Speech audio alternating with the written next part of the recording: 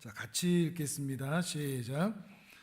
믿음으로 아브라함은 부르심을 받았을 때에 순종하며 장래의 유업으로 받을 땅에 나아갈새 갈 바를 알지 못하고 나아갔으며 믿음으로 그가 이방의 땅에 있는 것 같이 약속의 땅에 거류하여 동일한 약속을 유업으로 함께 받은 이삭 및 야곱과 더불어 장막에 거하였으니 이는 그가 하나님이 계획하시고 지으실 터가 있는 성을 바랐음이라.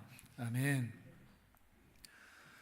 지금으로부터 약 450년 전 1592년에 이 땅 한반도에 끔찍한 전쟁이 있었습니다. 어떤 전쟁인지 아시죠? 임진왜란입니다. 외국이 침략을 해온 거죠. 왜군이 부산진에 이렇게 도착하고 2주 만에 수도 한양까지 진격했습니다. 근데 그게 정말 이상한 일입니다. 쉬운 일이 아닙니다. 당시 이정표가 따로 있는 것도 아니고 지도가 있는 것도 아니고 고속버스, SRT 이런 게 있는 것도 아닌데 어떻게 전쟁이 터지고 2주 만에 수도 한양까지 밀고 올라올 수 있었을까? 납득하기가 어렵습니다. 아무래도 선조 임금님도, 그 당시 임금님이었던 선조 임금님도 이상해서 탄식하면서 신하들에게 물어봅니다. 왜군 중에 우리 조선 백성들이 많다던데 사실인가? 신하들이 대답을 못합니다. 실제로 수많은 조선 사람이 왜군 복장을 하고 왜군 군대에 속해서 조선의 길을 안내해 주었기 때문입니다. 그만큼 왜군에 투항한 조선 사람들이, 조선 백성들이 많았죠. 참 가슴 아픈 전쟁이었습니다. 그런 사람들을 뭐라고 부르는가 하면 부외라고 부릅니다. 따를 부, 외 해서 왜군을 따르는 자, 왜군 복장을 하고 왜군 머리를 하고 조선의 길을 안내해 주면서 이 땅 조선이 왜국이 되어도 상관없다라고 생각하면서 그 길을 따랐던 사람들, 부외. 요즘 같으면 친일파라고도 하겠죠. 그 시절에는 이 백성들에게 큰 문제가 있었던 것이죠. 그런데 백성들만 문제냐? 선조 임금님도 그렇습니다. 4월 13일에 침략이 됐는데 4월 30일에 선조 임금님이 수도를 옮기려고 합니다. 떠나려고 합니다. 근데 처음부터 어디로 가려고 했었죠? 요동 땅으로 가려고 합니다. 조선 땅이 아닌 명나라 땅, 요동으로 넘어가려고 하는 거죠. 그런데 명나라도 원치를 않고 전쟁이 확전될 수밖에 없으니까 거기다가 우리나라 충신들, 유성룡이나 몇몇 충신들이 어떻게 임금이 나라와 백성들을 버리고 떠나느냐 해서 극구 반대를 합니다. 그러니까 밀고 올라오니까 한양에서 개성으로, 개성에서 평양으로, 평양에서 우주로 이렇게 옮겨가는데 처음부터 계속해서 선조는 요동으로 가자고 떼를 쓰듯이 신하들에게 이야기를 했었죠. 왜 그랬을까요? 선조 임금님은 왜 요동으로 가고 싶어 했을까요? 선조 임금님에게는 조선이라는 나라보다, 조선의 자기 백성들보다 자기 목숨 지키는 것이, 자기 안전이 먼저였기 때문입니다. 임진왜란 시절 이 전쟁 정말 안타까운 전쟁이고 우리 민족엔 치욕이 되는 전쟁이었지만 더 안타까운 것은 불신이었습니다. 서로가 서로를 믿지를 못했습니다. 왕은 백성들과 군대를 믿지 않았습니다. 그리고 자기 생명이 먼저였습니다. 백성들도 국가와 임금과 신하들과 관리들을 믿지를 못했습니다. 그래서 왜군의 앞잡이 부외가 되었습니다. 차라리 왜국이 되는 게 낫겠다. 왜 그랬을까요? 역사를 통해서 배우신 분들은 아시겠지만 그 당시 조선시대는 너무나 힘들었던 시절이었습니다. 특히 병역제도, 세금제도가 큰 문제였죠. 특히 군역제도라고 하죠. 양반들은 이 군대에서 면제가 되었죠. 근데 양민들이 이 군대를 가야 되는데 먹고 살아야 되니까 군대를 갈 수가 없습니다. 그러니까는 군대를 면제받는 대신에 군포를 이렇게 내죠. 근데 그 군포의 부담이 너무 큰 겁니다. 아무리 벌어도 그 군포 하나를 매년 해낼 수가 없는 거죠. 거기다가 자기 거, 아들 거, 돌아가신 아버지 거. 그러니까 이제 화전민이 생기죠. 근데 그 화전민 거를 또 남아있는 자들이 또 내야 되는 겁니다. 그러니까 모두가 다 힘든 시대가 되었고, 당시에 군인의 숫자도 가장 적었던 시절이 바로 그 시절이었습니다. 양민들은 나라에 대한 신뢰가 없었습니다. 관리에 대한 신뢰도 없었고요. 조국에 대한 불신이 커서 차라리 이 나라가 외국 땅이 되는 것이 훨씬 낫겠다, 이런 생각으로 부해가 되었는지도 모릅니다. 이렇게 조선은 서로를 믿지 못했습니다. 사람들이 기댈 곳이 없었고 의지할 곳이 없었죠. 450년 전 말씀을 드렸는데 시간이 지금 많이 흘렀습니다. 과학도 발달했고요, 문화도 발달했고요, 이성도 발달했고요, 모든 게 다 좋아지고 발달했습니다. 그럼 지금 이 시대는 믿을 만한 시대가 되었을까요? 신뢰할 만한 시대가 되었을까요? 서로 믿을 만한 시대입니까? 이 시대에도 정말 필요한 게 있다면 더 다른 것들의 발전들이 아니라 신뢰가 아닐까, 믿음이 아닐까 싶습니다. 좀 민감할 수 있겠지만 우리는 정치 지도자들을 믿지 못합니다. 많은 사람들이 대통령을 믿지를 못합니다. 정당도 믿지를 못합니다. 국회의원도 믿지를 못하고요. 신뢰가 없습니다. 거기다가 우리는 사회 시스템에 대한 신뢰도 없습니다. 세월호 참사, 이태원 참사, 오송 지하차도 참사, 수많은 사건들, 묻지마 폭력, 그 수많은 사건들을 볼 때 이 사회 시스템이 나와 우리 가족을 지켜줄 수 있을까? 안심이 안 됩니다. 밤길을 다니는 것이 너무 불안합니다. 거기다가 경찰, 검찰, 법조계의 비리를 보면서 이 땅의 법이 만인에게 평등한지 우리는 신뢰하지 않습니다. 과정은 공평하고 결과는 공정한지 믿을 수가 없습니다. 거기다가 심지어 요즘은 목회자도 못 믿습니다. 목사도 못 믿습니다. 교회도 못 믿습니다. 자주는 아니지만 이 앞에 사람들이 지나갈 때 여기도 교회가 있네, 쳐다보는 사람들이 있고, 또 끼리끼리 온 사람들은 여기도 이단 아니야? 이렇게 얘기하는 사람들이 있습니다. 당장 달려가서 우리 이단 아닙니다 소리치고 싶지만 저는 그분들 오히려 잘 배웠다고 생각합니다. 요즘은 교회에 십자가 달려있다고 무조건 믿을 것은 아니기 때문입니다. 그것이 이단이든 또는 엉뚱한 기독교를 믿든 교리적으로 또 신학적으로 목회자로 또는 여러 문제로 시끄럽든 교회는 일단 의심하고 봐야 하는 시절이 되었기 때문입니다. 안타깝지만 사실입니다. 어쩔 수 없습니다. 이미 우리는 이렇게 사회 전반에서 서로를 믿을 수 없는 불신의 시대를 살아가고 있는 것이죠. 그렇다면 이렇게 불신이 팽배한 시대에 우리 신자는 어떻게 살아야 될까요? 하나님을 아버지라고 모시고 예수님을 큰 형님으로 모시고 성령님이 언제나 우리와 함께 하신다고 믿으면서 살아가는 우리들은 어떤 삶을 살아야 할까요? 이 불신이 팽배한 시대 속에서 우리 신자들은 믿을 만한 사람이 되었으면 좋겠습니다. 믿음이 있는 사람이 믿을 만한 사람으로 살아내는 겁니다. 하나님을 믿는 사람이 이 세상에서도 믿을 만한 사람으로 살아낼 때 이 세상의 어두운 기운들, 불신의 시대 조금은 다르게 바꿀 수 있지 않을까요? 성경에서 믿음과 관련해서 신실하다라는 표현이 있습니다. 화면을 좀 볼까요? 신실하다에서 신실, 믿을 신, 열매 실 해서 믿음의 열매가 풍성히 맺히는 그런 삶, 이것을 신실하다고 그럽니다. 신이 실한 거죠. 이걸 영어로 하면 페이스풀 그럽니다. 믿음이 가득한, 페이스가 풀한, 그래서 충직한, 충성스럽다, 이거를 신실하다, 믿을만하다, 믿는다, 이런 표현을 쓰고 있는 것이죠. 이 불신의 세상에 우리 신자들이, 우리 하나님의 사람들이 페이스가 풀한 사람들이 되었으면 좋겠습니다.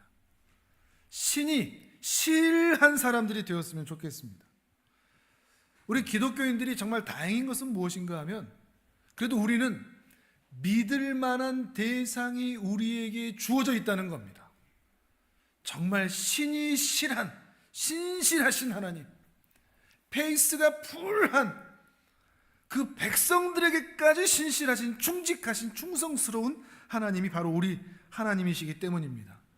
이 하나님은 선조 임금님처럼 자기 백성, 자기 나라를 버리고 떠나지 않습니다. 하나님은 우리를 버리지 않습니다. 하나님은 우리를 떠나지 않습니다. 근데 문제는 하나님은 믿을 만한 분인데 그 하나님을 믿는, 우리는 믿을 만한 사람이 되고 있지 않다는 것에 있습니다. 우리는 페이스는 있는데 풀하지는 않습니다. 신은 있는데 실하지도 않습니다. 한국 사회 그리스도인들이 정말 많다는데 이 그리스도인들이 정말 신실하게 페이스풀하게 살아간다면 이 시절은 다른 시대가 되어야 하는 것이 분명한데, 믿을 만한 시대가 되어야 하는 것이 분명한데, 그 많은 그리스도인들이 있음에도 불구하고 이 시대가 여전히 불신 가득한 세상이라면 그것은 우리의 수치입니다. 교회의 수치입니다. 신자의 수치이고요, 우리의 부끄러운 일입니다. 교회 다니는 우리, 예수님 믿는 우리, 나는 자녀들에게 믿을 만한 아빠일까요? 우리 자녀들이 자기 인생을 맡기고 의지할 만한, 믿을 만한 엄마일까요? 아내들이 평생을 걸 만한, 믿을 만한 남편일까요? 남편이 언제나 함께 있고 싶은 믿을 만한 아내일까요? 성도가 자기의 영혼을 맡길 만한 믿을 만한 목사일까요? 하나님께서 2번 물어보실 필요가 없는 믿을 만한 직분자들일까요? 믿을 만한 장로, 믿을 만한 권사, 믿을 만한 집사, 믿을 만한 성도일까요? 여기에 우리의 부담이 있는 것이죠. 여기에 우리의 부끄러움과 민망함도 있는 것이고요. 우리는 어떻게 해야 될까? 오늘 아브라함 할아버지 이야기를 통해서 이 믿음의 이야기를 함께 살펴보도록 하겠습니다. 지난주에도 말씀드렸지만 노아 할아버지도 우리의 조상님입니다. 물론 노아 할아버지는 혈통의 조상입니다. 그러나 아브라함 할아버지는 혈통적인 조상은 아닙니다. 다만 영적 조상입니다. 이 할아버지의 별명이 있거든요. 믿음의 조상. 그래서 이 아브라함 할아버지도 우리의 조상님이 됩니다. 이 아브라함 할아버지에게 하나님께서 붙여주신 정말 부러운 별명이 하나 있습니다. 야고보서 2장 23절, 화면을 보면서 같이 한번 읽겠습니다. 시작. 이에 성경에 이른바 아브라함이 하나님을 믿으니 이것을 의로 여기셨다는 말씀이 이루어졌고 그는 하나님의 벗이라 칭함을 받았나니. 아멘. 아브라함이 하나님을 믿었으니, 아브라함은 믿는 사람이었습니다. 믿음의 사람이었습니다. 그래서 하나님은 아브라함의 믿음을 보시고 너는 의롭다라고 인정해 주셨을 뿐만 아니라 아브라함, 넌 이제 내 친구다, 이렇게까지 말씀해 주셨습니다. 아브라함은 하나님의 친구였습니다. 하나님께서 내 친구다라고 소개한 사람은 아브라함 한 사람밖에 없습니다. 성경에서. 친구는 어떻게 친구가 되죠? 서로 믿어야 되죠. 내가 그 친구를 믿고 그 친구도 나를 믿을 때 정말 친구가 될 수가 있는 겁니다. 아브라함은 하나님을 믿었고 하나님이 믿을 수 있는 믿음의 열매가, 베이스가 풀하고 신이 실한, 그래서 믿음이 입증된 사람이었다는 것입니다. 우리도 우리 믿음의 조상님의 영적 후손들인데 우리도 하나님께 이런 별명 한번 들어봐야 되지 않을까요? 하나님께서 너는 내 친구다, 너 나 진짜 믿더라, 나도 너 믿어. 가슴 뛰지 않습니까? 내가 하나님을 정말로 믿었더니 하나님이 나를 믿어주신다. 난 너한테 맡긴 거 2번 염려하지 않아. 2번 물어볼 필요도 없어. 난 널 믿어. 그게 하나님이 믿어주시는 친구라는 것이죠. 어떻게 해야 될까? 하나님께서 믿을 만한 사람이 되기 위해서는 먼저 우리가 하나님을 진짜로 믿어야 됩니다. 하나님을 진실로 믿어야 됩니다. 사람들과의 관계도 그렇지 않습니까? 친구 관계도 그렇지 않습니까? 정말 저 사람이 나를 믿어주길 바란다면 내가 저 사람을 정말로 먼저 믿어야 그 사람이 나도 믿어주는 것이죠. 내가 먼저 믿어야 되는 것입니다. 아브라함은 하나님을 믿었습니다. 다만 믿는데 그냥 개념으로만 믿거나 추상적으로 멀리 있는 그냥 그 정도 신화 속의 인물로 믿거나 또는 종교로 믿은 정도가 아니었습니다. 아브라함에게 하나님은 실체였습니다. 그리고 실제였습니다. 그리고 현실이었습니다. 하나님에 대한 살아있는 믿음, 그거에 대한 근거는 하나님이 그에게는 실체가 되고 실제가 되고 현실이 되었던 거죠. 리얼리티였습니다. 진실이었습니다. 그런 하나님이 아브라함 할아버지에게 너는 너의 고향 본토 친척을 떠나라. 그리고 가라. 우편 주소가 어딘지, 우편 번호가 어딘지, 어디로 가야 되는지 내비게이션도 없고 그러는데 하나님만 믿고서 자기 고향, 자기가 평생 살아온 그 흔적들을 다 버리고 떠나기로 순종한 사람이 바로 아브라함인 것이죠. 자, 우리 창세기 12장을 함께 찾아보겠습니다. 성경을 펴시고요. 창세기 12장 1절에서 5절까지 같이 찾아서 읽도록 하겠습니다.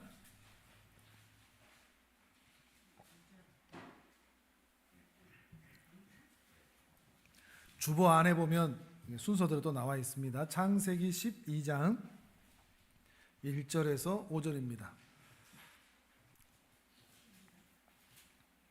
창세기 12장 1절에서 5절. 자, 같이 읽겠습니다. 시작. 여호와께서 아브라함에게 이르시되 너는 너의 고향과 친척과 아버지의 집을 떠나 내가 네게 보여줄 땅으로 가라. 내가 너로 큰 민족을 이루고 내게 복을 주어 내 이름을 창대하게 하리니 너는 복이 될지라.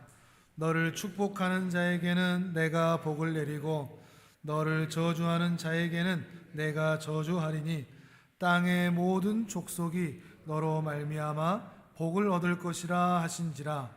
이에 아브라함이 여호와의 말씀을 따라갔고 롯도 그와 함께 갔으며 아브라함이 하란을 떠날 때에 75세였더라. 아브라함이 그의 아내 사레와 조카 롯과 하란에서 모은 모든 소유와 얻은 사람들을 이끌고 가나안 땅으로 가려고 떠나서 마침내 가나안 땅에 들어갔더라. 아멘. 예수님께서 그런 말씀을 하셨습니다. 청함을 받은 자는 많으나 택함을 받은 자는 적다. 부르심을 받은 자들은 많습니다. 그러나 그 부르심에 응한 사람은 적다는 거죠. 하나님께서는 수많은 사람을 부르십니다. 그런데 그 부르심에 응하여 하나님 앞에 나와 순종하는 사람은 많지가 않은 것이죠. 그러나 아브라함은 하나님의 부르심에 거부하거나 거절하지 않고 순종함으로 따라 나섰습니다. 아마 이때의 나이가 메소포타미아 그 문명 끝자락에서 출발한 나이가 대략 한 70세쯤 될 것입니다. 오늘 본문에 창세기 10장에 나와 있는 거기에서는 하란 땅에 도착했을 때 가나안으로 들어온 게 75세였고 아마 처음에 나왔을 때는 대략 한 70세쯤이었을 것입니다. 70세라는 나이는 뭔가 시작하기에 새롭게 시작하기에 적정하지 않은 나이일 수도 있습니다. 거기다가 자기가 살아온 인생의 흔적을 다 버리고 언제 끝날지 모르는 긴 여행을 떠나야만 했습니다. 특별히 아브라함이 살았던 그 메소포타미아 문명, 그 문명의 끝자락 그곳은 70년 동안 대도시에서 아버지와 함께 살았는데 다른 신을 섬기는 가정에서 살았습니다. 그 말은 그가 70세를 살 동안 하나님에 대한 이야기는 들어는 봤으나 하나님과 하나님의 나라에 대해서는 전혀 관심이 없었다는 이야기입니다. 세상 사람들이 사는 방식 그대로 그들의 철학, 그들의 유행, 그들의 방식에 따라 살아왔다는 거죠. 화면을 보면서 여호수아 24장 2절의 말씀을 같이 한번 보겠습니다. 같이 읽습니다. 시작. 여호수아가 모든 백성에게 이르되 이스라엘의 하나님 여호와께서 이같이 말씀하시기를 옛적에 너희의 조상들 곧 아브라함의 나홀의 아버지 데라가 강 저쪽에 거주하여 다른 신들을 섬겼으나. 아멘. 다른 신들을 섬겼던 그 아브라함의 집이었습니다. 그런 그에게 어느 날 영광의 하나님이 나타났다고 합니다. 또 화면을 보면서요, 사도행전 7장 2절 3절을 같이 읽어보겠습니다. 같이 읽습니다. 시작. 스데반이 이르되 여러분 부형들이여 들으소서. 우리 조상 아브라함이 하란에 있기 전 메소포타미아에 있을 때 영광의 하나님이 그에게 보여 이르시되 내 고향과 친척을 떠나 내가 내게 보일 땅으로 가라 하시니. 아멘. 이 두 구절을 연결했을 때 아브라함의 부르심이 어떻게 연결되는지 조금은 더 유추해 볼 수가 있죠. 하나님의 영광에 대해서 전혀 관심이 없던 아브라함에게 영광의 하나님이 영광스럽게 나타났다 그럽니다. 다만 그렇게 나타난 모양이 어떤 것이고 어떤 말씀들이, 지금 말씀하신 3절 외에 또 어떤 말씀들이 있었는지, 어떤 방법이었는지, 어떤 시련, 재현드렸는지, 어떤 현신이었는지 우리는 사실 짐작할 수는 없습니다. 다만 적어도 아브라함에게 그때 그 자리 거기에서 살아있는 존재이신 하나님을 만났다는 것은 분명합니다. 리얼리티, 리빙 리얼리티, 살아있는 실제 그분을 직접 목격했다는 것이죠. 거기에서 하나님의 영광을 직접 목격했다는 것입니다. 욥이 고백하듯이 내가 이전에는 주에 대해서 귀로만 들었는데 이제는 눈으로도 봅니다 라고 고백하듯이 그의 눈으로 하나님의 영광을 직접 목격했다는 것입니다. 그렇게 목격했기 때문에 하나님께서 가라고 하신 곳으로 순종하며 갈 수 있었던 것이죠. 여러분, 이 부분이 참 중요합니다. 아브라함의 순종을 우리가 말하기 이전에 영광의 하나님을 만나본 경험 여러분에게는 있으십니까? 물론 이 시대에는 이렇게 현신하는 일들은 거의 일어나지 않습니다. 왜냐하면 말씀으로 우리에게 동일하게 말씀으로 나타나시니까요. 말씀으로 나타나신다는 것은 이 말씀을 통해서 나에게 임재하시는 압도적 영광, 그러다 보니 나의 삶에서 하지 말아야 할 것과 해야 할 것들이 점차 구분이 되는, 그것이 하나님에 대한, 영광의 하나님에 대한 실존입니다. 내가 어떤 삶을 살아야 되는지, 내가 어떤 길을 가야만 하는지, 내가 죄악의 길을 갈 때 하나님의 영광이 나로 하여금 맞게 하시는, 나의 양심으로 하여금 죄된 일에 대해서는 반응하지 않게 하시는 그 일들이 바로 영광의 하나님의 현신이라는 것이죠. 여러분에겐 그게 있습니까? 여러분의 영혼에 하나님께서 함께 하심을 느끼고 있습니까?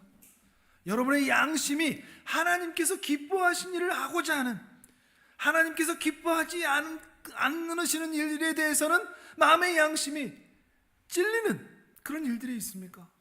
하나님이 나를 사랑하신다라고 하는 것 때문에 가슴이 떨리십니까? 그렇다면 여러분은 하나님의 영광을 이미 본 것입니다.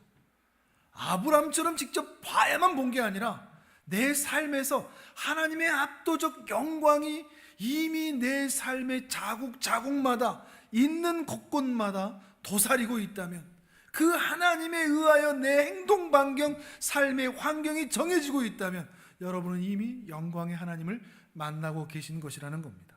그러나 그렇지 않다면 여러분에게 하나님은 그저 신화 속에 나오는 하나님일 뿐일 것입니다. 그냥 성경 이야기에 나오는 전능자일 뿐일 것이죠. 바라기는 하나님께서 예수 그리스도의 얼굴에 있는 하나님의 영광을 아는 빛을 우리 모두에게 비추어 주시기를 간절히 소망합니다. 아브라함은 이 영광의 하나님을 경험하자 본토 친척 아비의 집을 떠났습니다. 본토 친척 아비의 집을 떠났다는 것은 단순히 이사했다라는 말의 차원이 아닙니다. 옛 생활은 버리고 새 생활로 넘어갔다는 말입니다. 육신은 버리고 영의 일을 따라갔다는 말입니다. 옛 목표를 버리고 새 목표로 쫓아간다는 말입니다. 옛 관계도 버리고 이제는 새로운 관계 속에서 하나님에 대한 전적 순종으로 살겠다는 의미입니다. 이제는 나의 시민권이 하늘에 있음을 알고 이 땅에서는 나그네와 순례자로 살겠다는 마음의 의미, 결심, 이것이 담겨진 것이 본토 친척 아비의 집을 떠나는 것이죠. 단순히 이사한 것으로 이것을 얘기하지 않는다는 것입니다. 그러나 우리에게 있어서 이 신앙은 아브라함의 갔던 길과는 좀 다른 것 같습니다.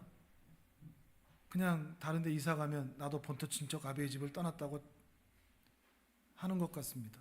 옛 생활 그대로, 옛 습관 그대로, 옛 관계 그대로, 육신으로 사는 것 그대로 남아 있다면 우리는 주님의 인도하심을 따라 그 길을 가고 있지 않은 것이라는 거죠. 청함을 받은 자는 정말 많은데 택함을 받은 자는 없습니다. 페이스는 있는데 풀하지 않습니다. 신이 있는데 실을 하지 않습니다. 하지만 아브라함은 영광의 하나님을 바라보며 모든 옛 것을 버리고 새로운 삶을 쫓아 따라간 것이죠. 이러한 믿음의 모습을 히브리서 본문에서는 이렇게 설명합니다. 오늘 본문 히브리서 11장 10절입니다. 이것도 화면을 보겠습니다. 같이 읽습니다. 시작. 이는 그가 하나님이 계획하시고 지으실 터가 있는 성을 바랐습니다. 아멘. 이제 이 땅에서는 난 집 없는 자로 살겠다, 이런 의미죠. 왜요? 하늘에 있는 집이 있으니까요. 이 땅을 걸어가는 삶을 사는 것이 아니라 하늘로 올라가는 삶을 살겠다, 인도함을 따라 사는 삶을 살겠다, 이런 의미가 되는 것입니다. 미래의 소유를 위해서 현재의 소유를 기꺼이 포기할 수 있다는 말이죠. 그래서 하나님께서 만드신 하늘의 본향, 하나님의 도성을 바라보고 걸어간다는 의미가 되는 것입니다. 그렇다고 해서 이 아브라함이 처음부터 믿음이 아주 좋았냐? 그건 또 아닙니다. 하나님은 어떤 명령을 주셨죠? 본토 친척 아비의 집을 떠나라고 했습니다. 근데 메소포타미아에서 떠날 때 누구랑 같이 갔죠? 아버지가 같이 갔죠. 조카 롯도 같이 갔고요. 하란에서 떠날 때는 또 누구랑 같이 갔죠? 아버지는 죽었으니까 롯과 또 함께 길을 떠납니다. 본토 친척 아비의 집을 떠나라고 했지만 본토는 떠났지 친척과 아비는 떠나지를 않았던 거죠. 무슨 말일까요? 순종의 모양은 있으나 머뭇거리는 순종이었다는 것입니다. 불완전한 순종이었다는 것이죠. 모든 것을 버리고 떠나기까지 매우 느린 순종이었다는 것입니다. 아브라함도 처음엔 페이스가 풀하지 않았습니다. 신이 실하지 않았습니다. 믿음의 조상이라고 하는 아브라함에게도 이런 과정이 있었습니다. 그러나 계속 이루어지는 않았습니다. 성장했습니다. 세월이 흘러갈수록 성장하고 성숙해가는 그 길을 걸어갔습니다. 더욱 하나님을 믿게 되죠. 창세기 13장을 보시면, 이것도 화면을 보시면 되겠습니다. 바로 뒤에 있으니까 성경 보셔도 되고요. 13장 5절, 6절, 7절 같이 한번 읽어보겠습니다. 시작. 아브라함의 일행 롯도 양과 소와 장막이 있으므로 그 땅이 그들이 동거하기에 넉넉하지 못하였으니 이는 그들의 소유가 많아서 동거할 수 없었음이니라. 그러므로 아브라함의 가축의 목자와 롯의 가축의 목자가 서로 다투고 또 가나안 사람과 브리스 사람도 그 땅에 거주하였는지라. 아멘. 지금 어떤 상황인가 하면 하란 땅에서 머물러 있을 때 좀 돈을 많이 모았나 봅니다. 가축이 좀 많이 늘어났나 보죠. 그래서 아버지가 죽고 롯과 같이 가나안 땅으로 내려오는데 가축들이 너무나 많았던 겁니다. 그리고 나서 이제 또 애굽에서 있었던 일들을 통해서도 또 많이 또 늘어나게 되죠. 그때 브리스 사람과 가나안 사람 앞에서 이 롯의 목자들과 아브라함의 목자들이 싸우는 모습을 보였다가는, 분쟁하는 모습을 보였다가는 하나님께 수치가 되지 않을까, 이걸 먼저 따졌던 겁니다. 하나님께 누가 되지 않을까. 그러니까 야, 네가 서로 가면 난 무조건 동으로 갈게, 네가 북으로 가면 난 무조건 남으로 갈게. 롯과 전혀 싸우지 않고 롯에게 모든 걸 다 양보합니다. 왜요? 그 가나안 땅에 사는 사람들 앞에 하나님의 백성들이 싸우는 모습을 보일 수 없었기 때문에 하나님께 누가 되고 하나님께 염려를 끼치지 않기 위해 이런 믿음의 모습으로 하나님을 믿는 사람답게 롯에게 모두 양보했다는 것입니다. 이런 믿음의 모습이 나타나기 시작합니다. 어느 날 하나님께서 아브라함에게 이런 약속을 하십니다. 내가 너의 후손을 하늘의 별처럼 바다의 모래처럼 많게 해주겠다. 근데 아브라함은 지금 믿을 상황이 아닙니다. 왜냐하면 아들 하나가 없거든요. 아들도 하나 안 주셨는데 100살이 다 돼가는데 아들 하나 주시지 않아놓고 무슨 바다의 모래처럼 후손을 주신다는 말인가? 그러나 그는 그렇게 말하지 않았습니다. 예, 하나님 그렇게 될 것을 믿습니다. 내 눈에는 지금 당장 아들 하나 없지만 제 머릿속에서는 이해가 되지 않지만 하나님께서 말씀하셨으니 그저 내 소원이 아닙니다. 내가 그렇게 소원하니까 되겠다는 말이 아니라 하나님께서 이렇게 말씀하셨으니 그렇게 될 줄을 믿습니다. 이 고백을 한 것입니다. 그리고 아브라함에게 하나님께서 정말 아들을 주셨습니다. 그런데 또 어느 날 그 아들을 번제로 바치라고 명령을 하십니다. 우리라면 어떻게 할까요? 하나님과의 관계가 끊어져도 이 아들과의 관계는 끊을 수 없습니다. 못 줍니다. 이렇게 했을지도 모르겠습니다. 요즘 같은 시대에는 더 그러겠죠. 그런데 아브라함은 자기 심장을 도려내는 그 아픔보다 더 큰 아픔이었을 테지만 불같은 시험에서 하나님의 말씀에 순종하여 아들 이삭을 바치겠다고 합니다. 왜 그랬을까요? 광신도였을까요? 그냥 하나님이 시키면 무조건 시키는 데 하는 사람이었을까요? 맹목적이었을까요? 그냥 바보였을까요? 아닙니다. 아브라함 할아버지는 하나님을 믿었기 때문입니다. 믿음은 단순합니다. 하나님을 그냥 믿었습니다. 내 머리로는 이해되지 않지만 그냥 하나님을 믿었습니다. 왜냐하면 아브라함에게는 하나님이 믿을 만한 분이었기 때문입니다. 믿어도 되는 분이었기 때문입니다. 지금까지 사는 긴 세월 동안 자신을 이렇게 부족한데도 흠 많은데도 인도해 주시고 은혜를 베풀어 주신 그 하나님을 믿었기 때문입니다. 하나님께서는 뜻이 있겠지, 목적이 있겠지. 신실하신 하나님이시니까 하늘의 별처럼 많은 후손을 주시겠다는 그 약속, 하나님은 믿을 만한 분이기 때문에 반드시 지키시고야 말 거야. 그 약속을 이룰 이삭을 주셨는데 혹 내가 죽이더라도 다시 살려서라도 이 약속을 지키시는 분이야. 이렇게 명령하신 이유가 있을 거야. 그러면서 하나님을 믿었던 것이죠. 그 믿음으로 아브라함은 순종할 수 있었던 것입니다. 하나님께서 아브라함에게만 이렇게 신실하게 약속을 지켰느냐? 그렇지 않습니다. 우리 모든 민족에게 그 약속을 주셨습니다. 첫 번째 사람 아담이 죄를 지었을 때 이런 약속을 또 해주십니다. 창세기 3장 15절을 같이 한번 보겠습니다. 화면을 보시죠. 같이 읽습니다. 시작. 내가 너로 여자와 원수가 되게 하고 내 후손도 여자의 후손과 원수가 되게 하리니 여자의 후손은 내 머리를 상하게 할 것이요 너는 그의 발꿈치를 상하게 할 것이니라 하시고, 이게 아담에게 있어서는 이게 어떤 약속인지 이해하기 쉽지 않았을 것입니다. 근데 분명한 것은 여기 글 나와 있는 대로 뱀의 후손과 여자의 후손이 다툼이 있는데 아담과 하와가 낳은 아들, 그 여자의 후손이, 여자가 낳은 씨가 뱀의 머리를 상하게 하는 일이 있을 것이다, 이런 의미가 되는 거죠. 그래서 언젠가 자신에게 태어날 그 아들이 나의 구원자가 될 것이다, 이런 의미로 받아들일 수 있는 것입니다. 그러니까 에덴 동산에 쫓겨나자마자 제일 먼저 했던 것이 동침하여 아들을 낳는 것이었죠. 그런데 그 약속이 실현될 기미가 보이지 않았는데 어느 날 한참 후에 아브라함에게 또 다른 약속을 해주십니다. 창세기 22장 18절입니다. 또 화면을 보겠습니다. 같이 읽습니다. 시작. 또 내 씨로 말미암아 천하 만민이 복을 받으리니 이는 내가 나의 말을 준행하였음이니라 하셨다 아니라. 아멘. 믿음의 사람들에게 지속해서 세대를 건너뛰어서 동일한 약속을 주십니다. 여기서 내 씨가 나옵니다. 내 씨. 여자의 후손과 같은 의미입니다. 내 씨로 말미암아 천하 만민이 복을 얻게 하리라. 이 복이라는 것은 바로 여자의 후손을 통해서 뱀의 후손의 머리가 상하여지고 하나님의 나라가 완성되는 그 복을 말하는 것이죠.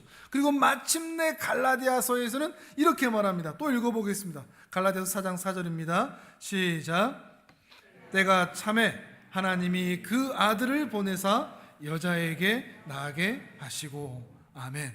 성경에 계속해서 같은 의미로 연결이 되어 있죠.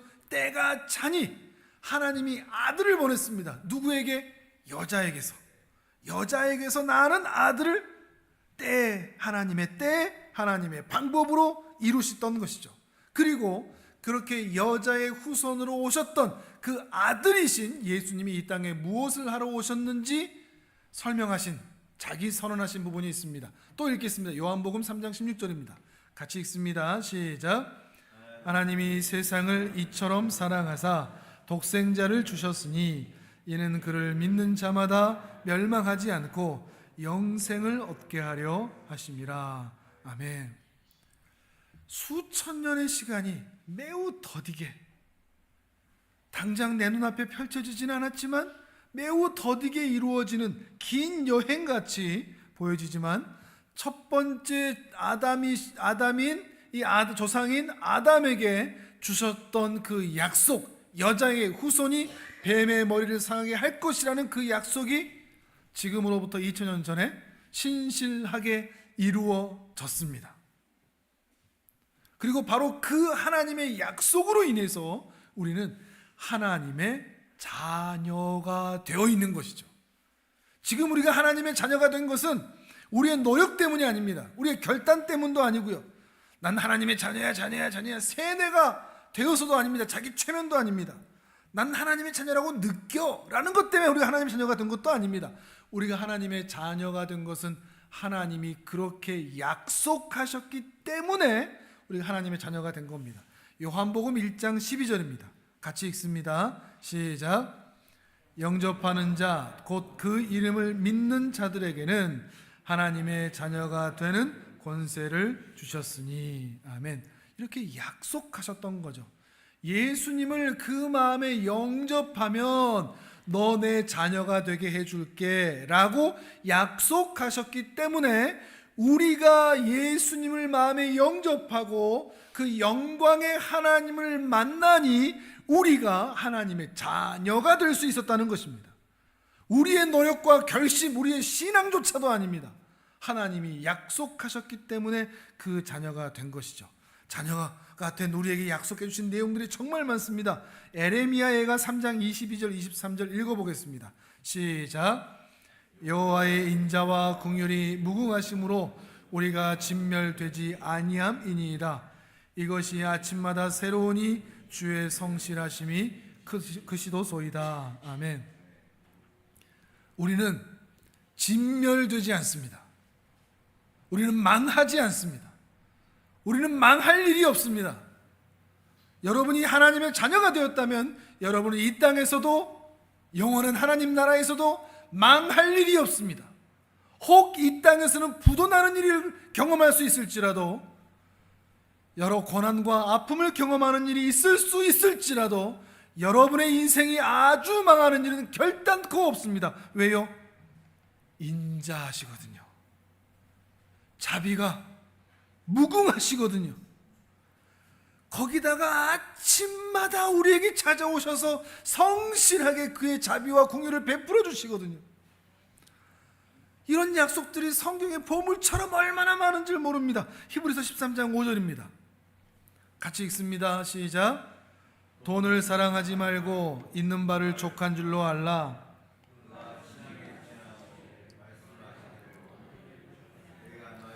너희를 떠나지 아니하리라 하셨느니라. 아멘.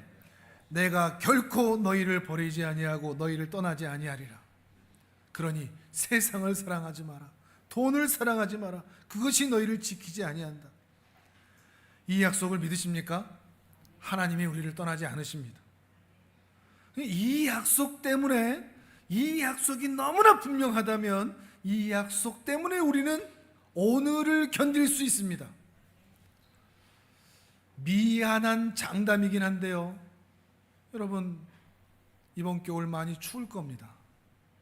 여러분을 향한 인생의 파도가 더 높을 겁니다. 바람도 거칠게 불 거고요, 아마 밤이 더 깊게 여겨지는 분들도 있을 겁니다.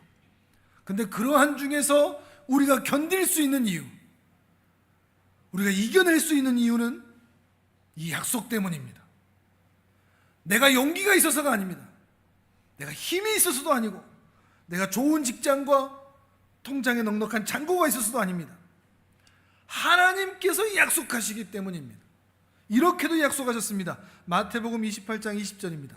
같이 읽습니다. 시작. 볼지어다 내가 세상 끝날까지 너희와 항상 함께 있으리라 하시니라. 아멘. 믿으십니까? 하나님이 함께 하신답니다. 이게 우리 믿음입니다. 믿음입니다.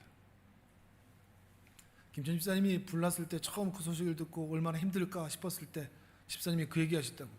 처음 하는 말이 하나님이 계시잖아요. 이 한마디. 우리도 고난을 만났을 때 누가 가슴이 떨리지 않겠습니까? 누가 두렵지 않겠습니까? 근데 이 믿음이 불쑥 튀어나오면 좋겠습니다. 하나님이 계시잖아. 하나님 함께 하시잖아. 이 아버지를 믿으십시오. 우리를 향한 하나님의 계획이 있다는 것을 믿으십시오. 우리를 지키시겠다고 하는 보호의 약속이 흔들리지 않는다는 것을 기억하시기 바랍니다. 우리에게 모든 것을, 필요한 모든 것을 공급하시겠다고 하는 그 공급의 약속이 우리에게도 흔들리지 않는다는 것을 믿으시기를 바랍니다. 이 약속하신 주님을 정말 여러분 믿으십니까?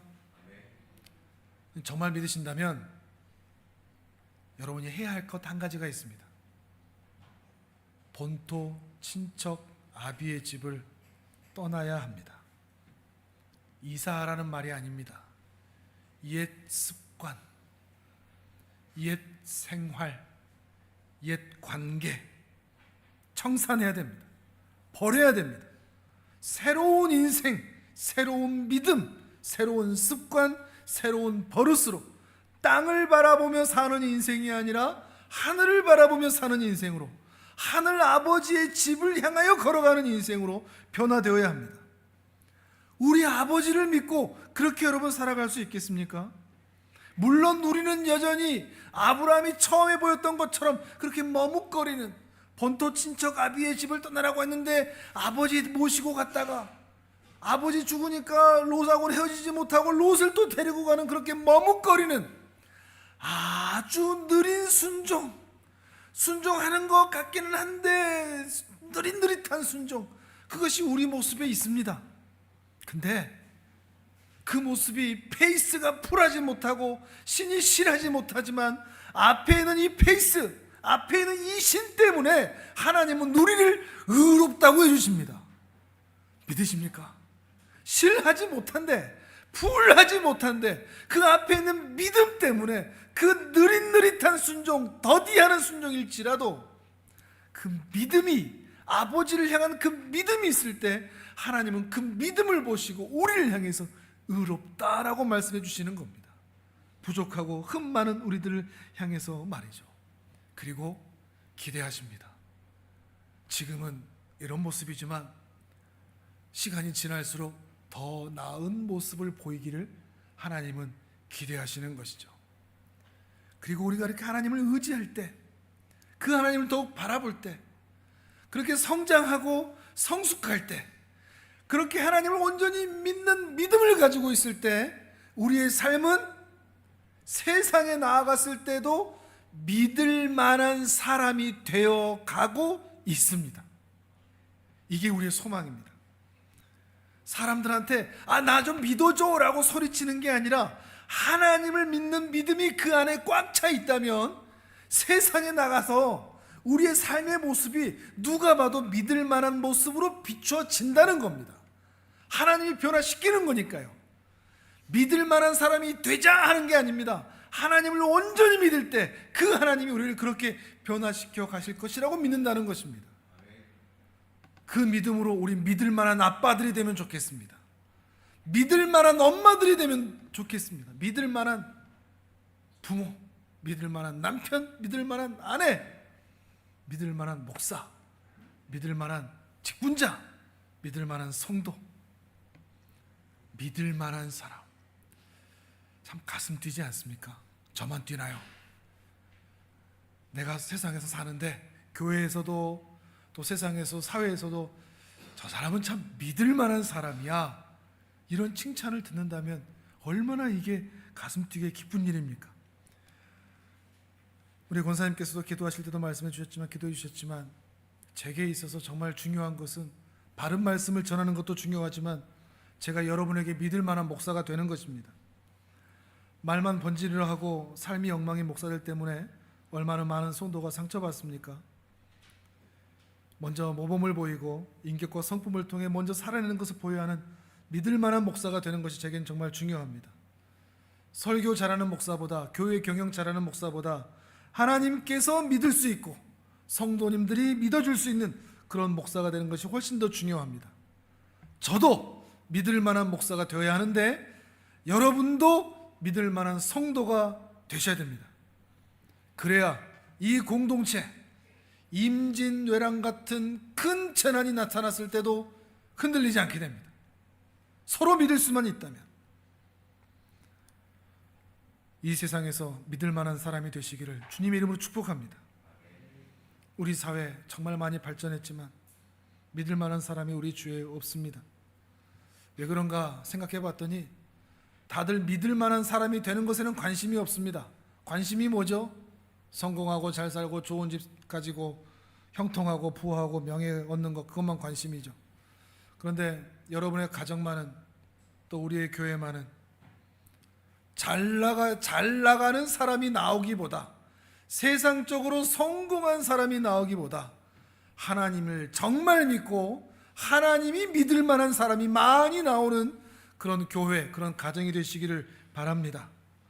아브라함의 영적 후손답게, 의의 상속자답게 하나님을 믿는 사람, 하나님께서 믿을 만한 사람, 우리 주위의 사람들을, 나도 그들을 믿어주는 사람, 또 그들이 나를 믿어주는 사람, 페이스가 풀한, 신이 실한, 신실한 믿음의 열매가 나타날 수 있기를 바랍니다. 이 땅에 속한 것을 쫓아가는 것이 아니라 하늘에 거룩한 것을 바라보며 하루하루 살아갈 수 있는, 그렇게 살아가면서 여러분의 있는 곳에서는 불신과 의심의 구름은 거치고 신뢰의 열매가 맺히고 사랑이 싹트는 아름다운 축복의 통로로 사시는 귀한 하나님의 사람들 되시기를 주님의 이름으로 축복합니다. 아멘. 우리 이제 함께 기도하겠습니다.